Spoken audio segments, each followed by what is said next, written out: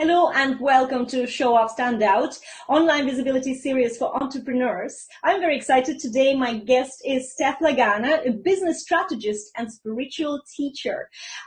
Steph maybe will introduce herself. Whereabouts you now, Steph? I'm on the east coast of the US, so I'm not terribly far away in terms of time zones. No, not too bad, but still around. We have an ocean between us, basically. That's why the internet is so great. There's an ocean between us, and yet we're here in the same space. Steph, welcome to the show. Thank you so much. I'm delighted to be here. I'm very, very happy that you are joining me today, and we're going to talk about what you do, and maybe I'm going to pick your brain about your favorite strategies, how to be visible online. So why don't we start with you introducing yourself and telling us what is it you do, and why do they call you a spiritual teacher? Yeah, so I'm definitely one of the few people that I've encountered that proclaims himself a spiritual teacher and really wanted to be like an international assassin as a child. I grew up and I watched a whole bunch of movies and I loved foreign languages and the idea of traveling the world. And I think I got so into the cinema that I just had this vision of myself being a kick-ass rock star traveling the world and finding the bad guys and taking them out, and that would be the way that I would save the world. What actually happened was a little bit different. I never got that job, which is, I think, a great thing for my empathic heart. But I did spend... For many Europeans, it's a good thing as well. Yeah, it's better for the world. It's better for the world. But I did spend 11 years working for the U.S. government, and I supported the U.S. military. So I consider myself a now retired national security nerd. And I'm looking at global security in a different way, helping people to be fully expressed in their business and helping them to follow like a really deep soul level calling in their business. So I work with entrepreneurs who are purpose driven and I help them find ease and grace in their business because I think that there is this tremendous thing that happens where we can really be called to very simple things to grow our business out in the world. And then our mind adds complexity to it because it's so vulnerability inducing to do the simple things. Instead of pitching somebody, we want to work on a webinar so we can learn SEO or something like that. There's a lot of misdirection that happens because our head is trying to help us out. So I help entrepreneurs in particular. Oh, yes. No, absolutely. There's so much, as I say, there's loads of voices, but altogether it's just a noise. Yeah, absolutely. There's a high volume level that can happen. And one of the key clinchers for success is turning that volume down. This is brilliant. I'm on a very, very big simplicity vibe recently. And the funny thing is that when you start this whole online business, and let's say you come to it and you're in that space of noise and you don't know how to do it, then you just get yourself, you find yourself very confused and you don't believe those people who are saying things are simple or things are easy. Your brain saying, no, it can't be. It can't be simple. So you're trying to overcomplicate the ways. And yet then what I came in, I went this 300 degrees back to the realization that actually those simple things are the ones that you just need to focus on and they work. And the rest is only complementary. If you have to, you don't have to. Yeah, we're in the same club on this one for sure. Definitely. So how did you start your business? Why did you decide on this and what called you into this? Oh gosh, well, I think like so many people, it all makes sense looking backwards. And when I was living it, it was confusing as all get out. So I spent 11 years working with the US government and I took a 6-month assignment to Afghanistan. And while I was there, I was very driven and focused and working anywhere between 12 and 20 hours a day. And I wasn't really present for the experience emotionally. So when I got back to the US, I had people that expected all sorts of things from me. They wanted me to be the same person. They wanted me to be present for all of the things that I missed, even small things like I didn't know that there were certain commercials that were on television or new songs that came out, like little tiny things that were pinpricks of, oh, all of this life happened while you were gone. And that was this huge launching pad for me through pain and suffering. I went through a 9-month part-time life coach training, and it was the start of my healing journey from that.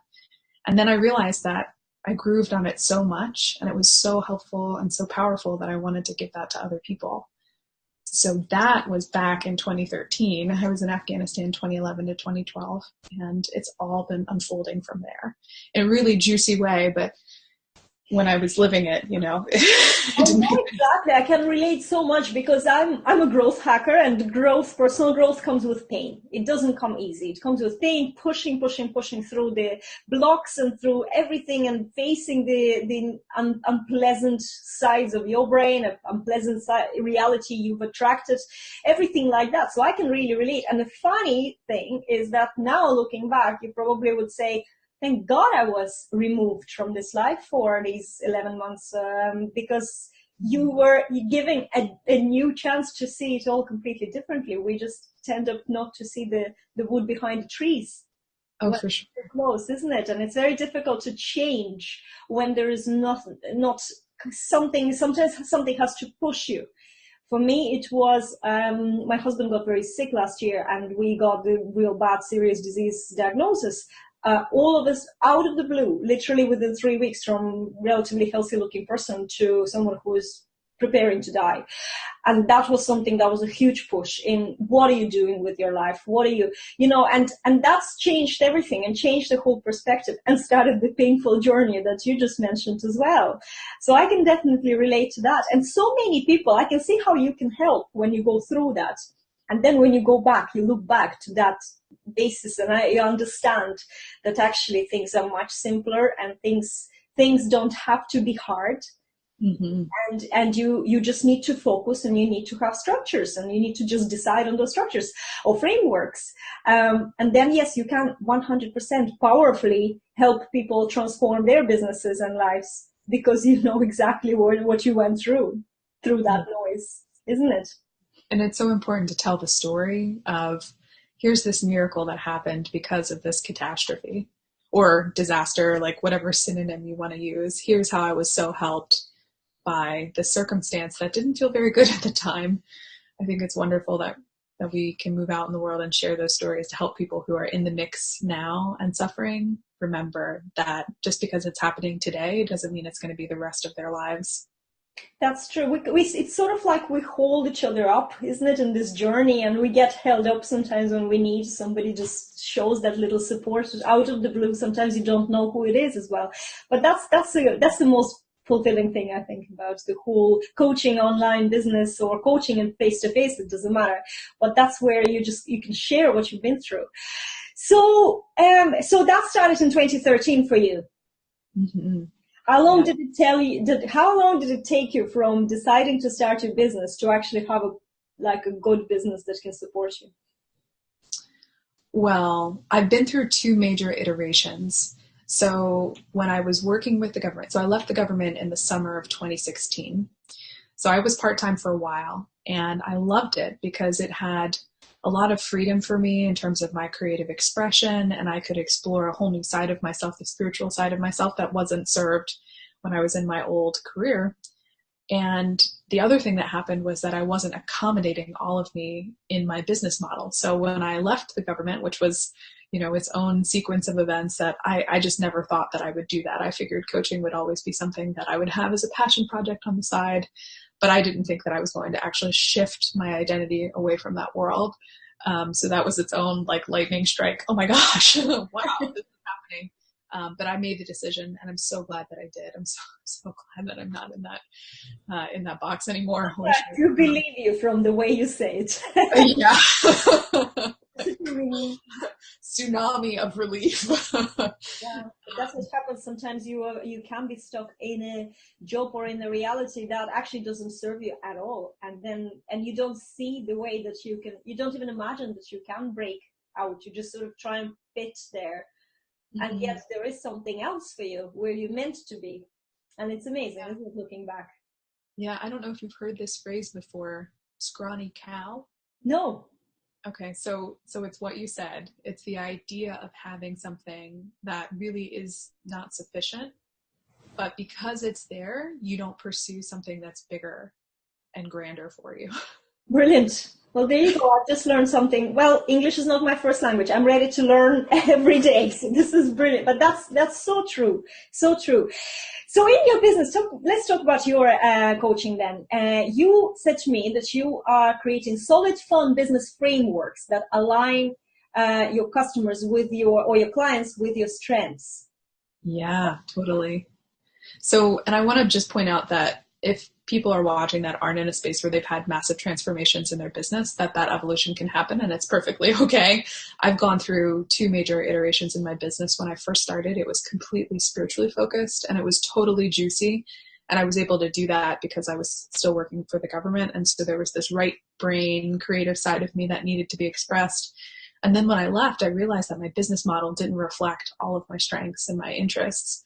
So my business was like a reflection of being incomplete because it didn't capture everything that I was. And that's when I made the decision that I needed to move into business strategy, but doing it with a spiritual center. Because when I worked for the government, I was doing project management and business management. I was incredibly good at it. I did lots and lots of huge projects that were really complex and involved sprinkling possibility potion on, really hard situations. So once I modified my business model and moved from strictly spiritual to business strategy plus spirituality, it was like everything locked into place.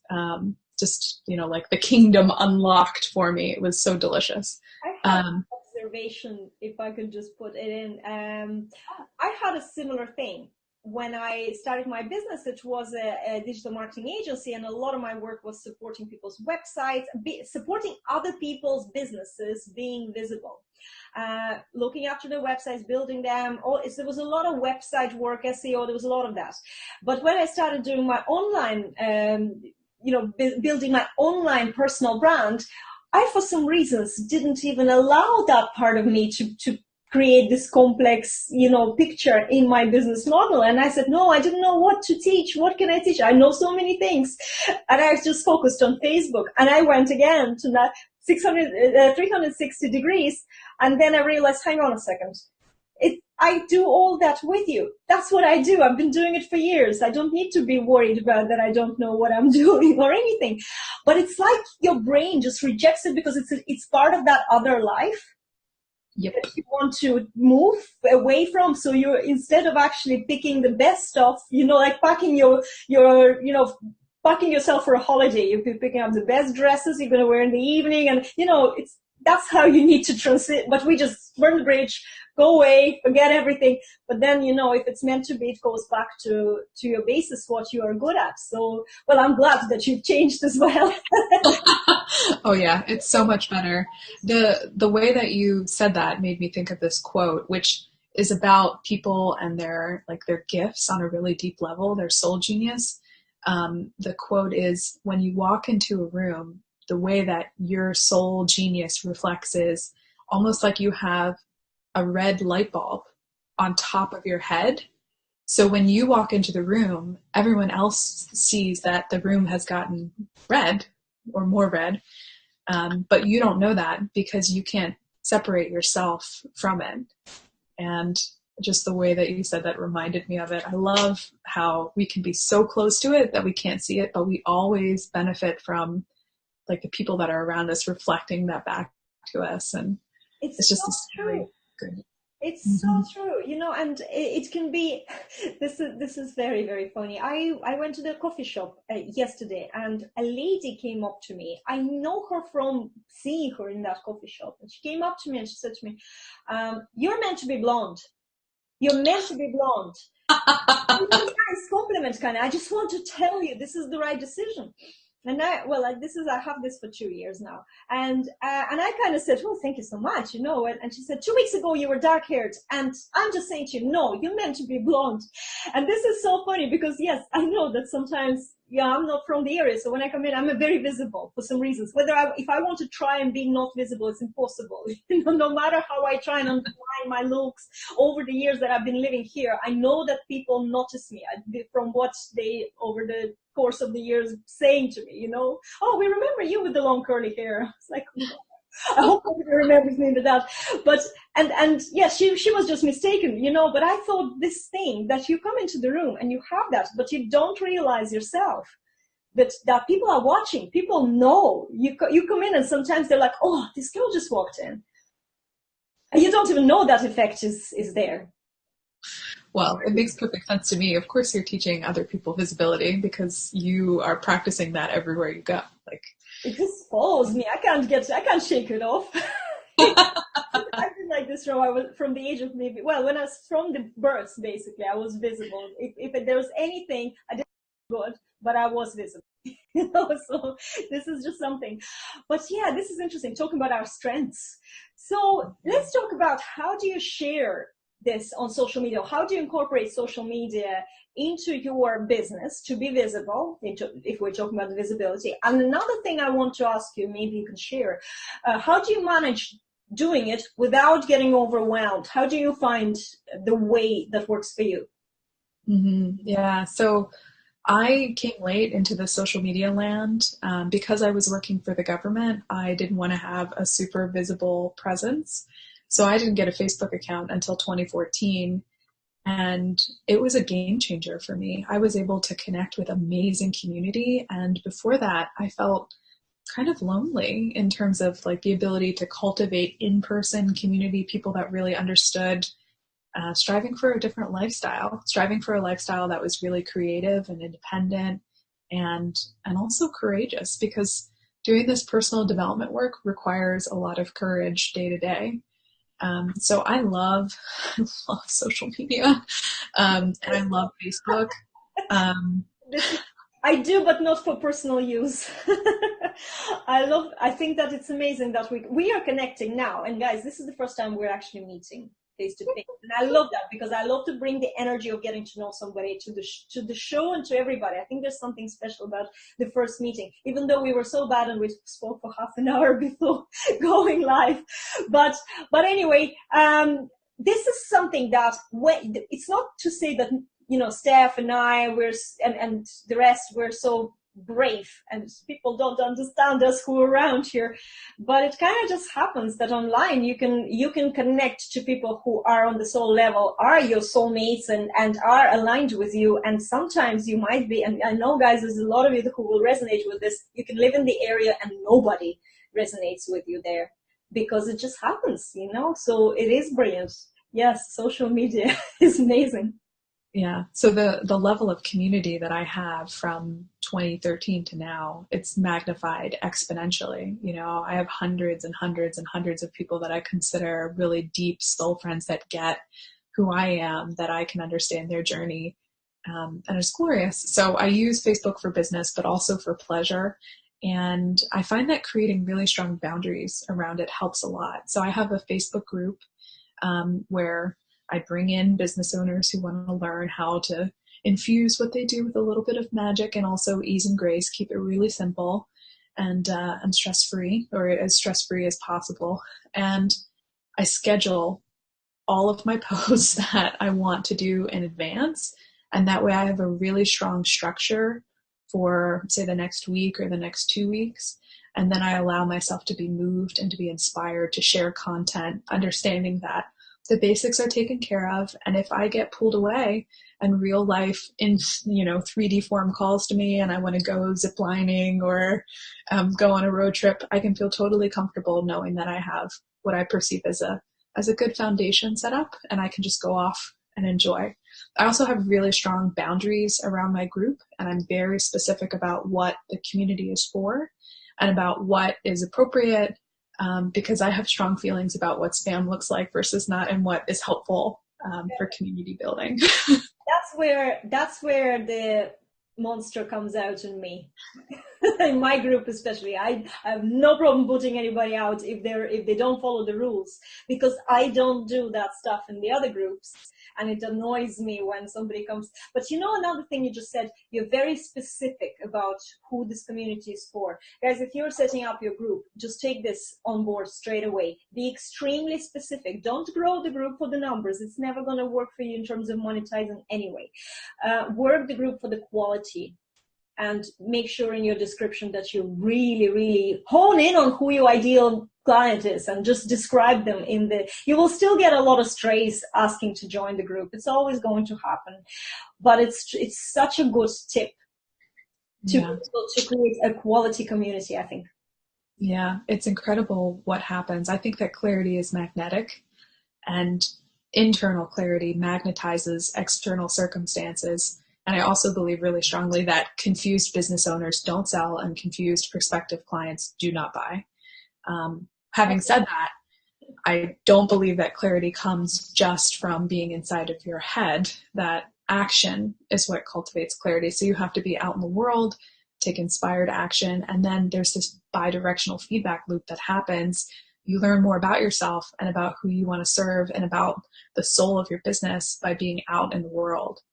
That's true. And you know what else helped me actually? I was an extremely confused person. And yes, my business didn't, there was like trickle of sales, but I couldn't say that if I didn't have my agency that's been already around for 6 years, I wouldn't have survived on my online business just because there was just so much confusion in everything. And what I did is I started getting rid of the blocks in my head. And what I could do through meditation and slowing down and self-analysis and journaling, I did. And when I couldn't, I went and I searched for extra help. And that made a huge difference. And I love how you said clarity is magnetic. You become clear inside and the circumstances change. It's a magical time. It really is. I've experienced this. Yeah. I feel like it's one of those things that people talk about in spaces that I run in. And there are like folks that are kind of lurking in the shadows with a little bit of cynicism. Like, I'm not sure I believe this. If I could just convince people to give it a try, start the day with mindset work and end the day with mindset work and see where you're at in 10 days, it transforms your world. But it's the same with physical exercise, right? Mm-hmm. So if you stick to physical exercise for every day for 30 days, you're going to achieve a serious transformation. Actually, I'm not saying you're going to have a six-pack if you were obese, but it's still going to be very serious for your circumstances, right? But it's the same with mindset. It's the same. And you're right, 10 days, stick to 21 days, you'll create new habits. Stick to 90 days, you'll get rid of the old habits. It's just that consistency that works, and that we sometimes just don't want to believe that it works. But the truth is, so physically is when you can just see it. But it's the same here. I agree with you 100%. Yeah, there is a degree of cynicism that I think has been bred. And I think some of it is from information overload. And also, I don't know, I'm not sure that the made-for-TV narratives help us. So like the 3 or the 5 minute vignettes of Olympic athletes, like describing their life dedication to these sports, and transforming it into a story of like, here's how they showed up on the platform and won the medals. I mean, it's the same. It's a comprehensive thing. World. Yeah. It's shortening. And, of course, somebody says to you, okay, what's your biography? Well, it's a highlight reel, isn't it? It's definitely not a whole story. And the ups and downs, and the downs, nobody talks about the downs. They're like, in 6 months, I was able to transform my business. But actually, you only transformed it in the last 2 months. In the first 4 months, you didn't know what the hell you were doing, and you didn't have any sales, and you were struggling, and, almost lost your house. And they don't tell you that, but that's what happens, and nothing happens overnight.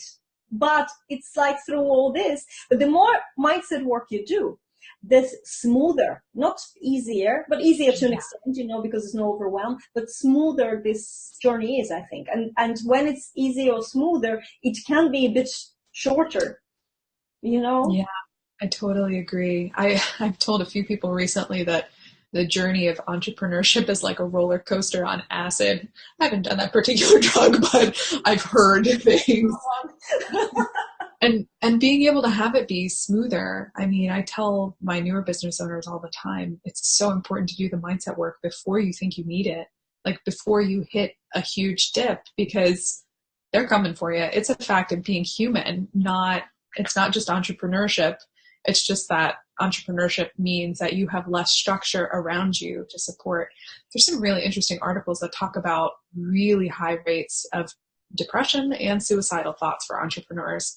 And I think mindset work is one of the ways that you can take it really seriously, that and building a strong community, not just a community of people that love you and support you and cheerlead you, but also business owners, people that can understand and give you a sanity check and say like, yeah, sometimes that's going to happen. Like sometimes sometimes the money for payroll goes out the window, or like sometimes your website gets hacked by like an evil villain online. Like shit happens, and being able to offer that up as a sanity check, God, it's so important.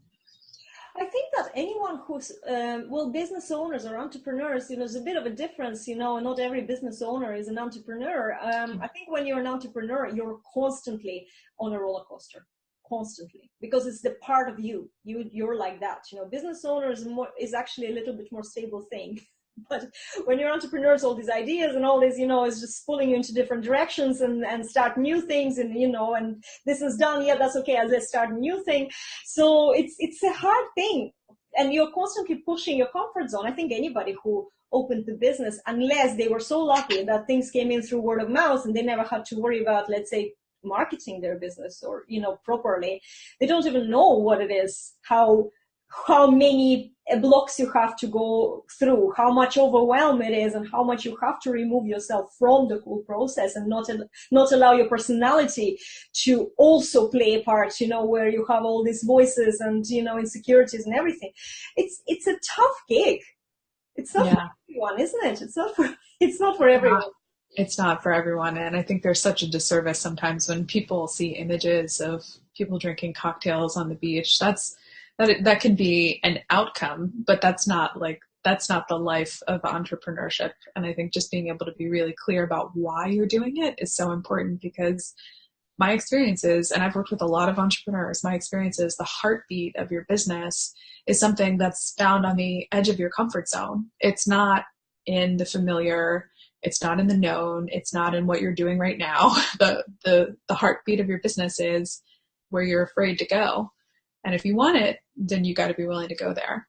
Yes, that's right. That's right. That's why I use the word fearless in my branding. You have to go you have to just feel the fear and just do it anyway, fearlessly. So and refresh that over and over again. That's right. Yeah, it's not that you don't have fears. That doesn't exist. In fact, life is ups and downs, and it's okay, because it's how you grow. You just grow like a lobster. Yeah, you grow to a shell size, then you break free, and then you grow to the next shell size.